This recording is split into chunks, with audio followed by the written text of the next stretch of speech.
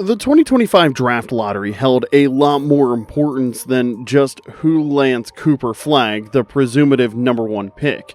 You have the recent news that Giannis is open to leaving Milwaukee, teams like New Orleans, Phoenix, Philadelphia, and Memphis having very underwhelming seasons with huge questions to answer, up-and-coming teams like Detroit and San Antonio looking to make the next step, along with veteran teams looking to add some youthful help to cash in on their superstars. Add all those team questions with one of the deepest drafts in the last 10 years, and you have a wicked combo for a high-stakes lottery, and guess what? It didn't disappoint. Okay. First off, I want to go through some winners, but of course you know there was a loser, so stay till the end for that, because you won't believe it. Winner number one are NBA content creators. Yeah, I went there. All of the drama from Monday night leading into the offseason, content and hot takes will be flying off the shelves, and I'm all for it because it helps pay our bills. Alright, now to the real winners. San Antonio Spurs. Not only do they have back-to-back NBA Rookie of the Years in Stephon Castle and Victor Wembanyama, but now they get the number 2 and number 14 picks. Now we can argue the fit with the clear number 2 prospect in Dylan Harper, but right now that's secondary. Even if they don't want to take Harper, there are other really good players to pick from, but even past that, this is an incredible trade asset if they so choose to go out and search for a more seasoned running mate for Wemby.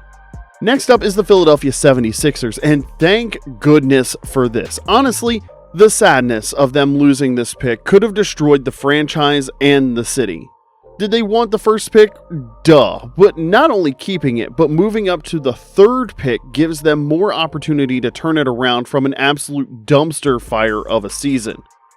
And I really hate to say this last one.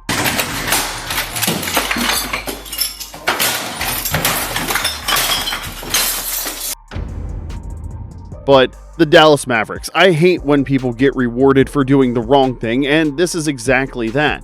I'm happy for the fans that just lost their hero this year in Luka Doncic, and they get the chance for another superstar in Cooper Flagg, and he's right there just dropped in their laps.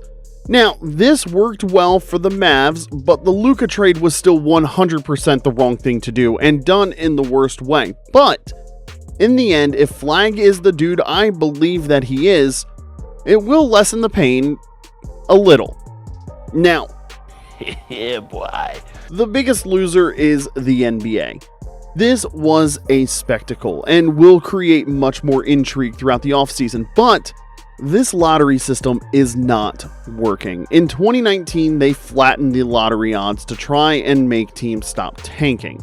The thought process was solid. Their idea was if your odds weren't as great to be bad as before, then teams wouldn't tank their seasons. Well, did you watch the Jazz, Wizards, and Hornets this season?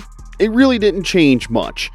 But what it did change is teams tanking at the end of the season to not make the playoffs so they can be in the lottery, since the odds are not as good for the worst teams.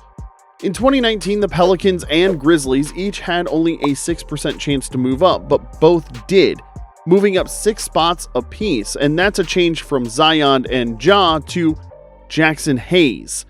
Yikes. Last season, the Atlanta Hawks had a 3% chance to win, but of course still did by jumping 9 spots. Not to mention, 2 years ago, Dallas completely quitting the last couple weeks of the season to get their pick inside the top 10 so they could keep it, ultimately landing them their future franchise center in Derek Lively. Then this year, Dallas gets bailed out of the terrible Luka trade by winning with 1.8% odds and jumping 10 spots. This came down to the play-in game against Memphis. If Dallas wins, they're not in the lottery. And with the odds the way they are now, what is more beneficial to the team? Being an 8 seed and getting destroyed like the Grizzlies and Heat did this year, or being close to the playoffs and getting a chance at winning the lottery? You know, like the Hawks and Mavs did in back-to-back years. Would like to take notes while I take totes. So now, instead of the bottom teams tanking, we now have potential playoff teams making these types of decisions. Now, do I know the answer? No, I have no idea what the answer is to fix this, and I've heard many different options out there, but I just know that this way doesn't feel right. Now, I am completely punting on the conspiracy part of all of this. I might dive deep in another video, but not today. So there you go, a crazy night that could have just changed the NBA landscape for years to come, and not in any way I could have imagined heading into Monday night, but this is what we sign up for loving the NBA. Now, you want to see how winning the lottery can change your team and city's future? Check out my video on the Detroit Pistons and how they are coming fast for the top of the East. And if you like this video, click that like button and subscribe. It's free and it helps us grow as a channel to keep bringing you the same quality content that you get every week. Thanks for watching, and we'll see you next time.